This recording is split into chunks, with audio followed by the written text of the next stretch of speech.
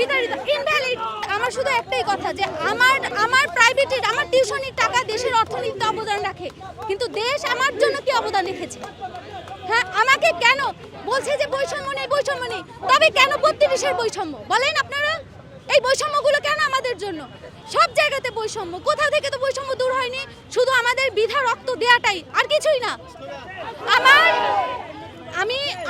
আমার ইনকামের উপরই নির্ভর করে আমার ফ্যামিলি চলে, সেখানে রাষ্ট্র তো আমার ফ্যামিলিকে চালানোর জন্য কোনো অবদান রাখেনি।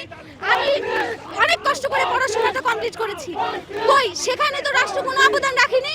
তারপরে কেন আমাকে আমার বয়স 32 বছর 2 মাস, করোনা থেকে আমরা মঙ্গল গ্রহে ছিলাম, যে করোনাতে আমরা ইফেক্টেড হইনি, তখন কি আমরা ভিন গ্রহে বসবাস করছিলাম?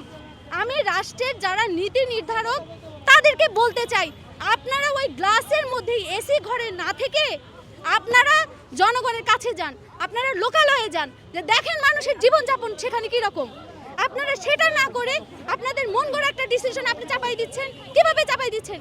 আমি রাত জেগে পড়াশোনা করছি, চাকরি প্রিপারেশন নিছি, সংসারকে সাপোর্ট, আমার পরিবারকে সাপোর্ট করছি, সেখানে রাষ্ট্র কিভাবে আমার এই রাত জাগাকে ব্যর্থ করে দেয়? কিভাবে? আবার রাষ্ট্রের আমার কথা যে অস্থায়ীভাবে হলেও আমাদেরকে সুযোগ করে দিই, আমরা চাকরি চাই না। আমরা সব জায়গায় পাবলিক সেক্টর, সব সেক্টরে আমরা হচ্ছে বিতাড়িত ইনভ্যালিড। আমাদের কোনো মূল্য নেই।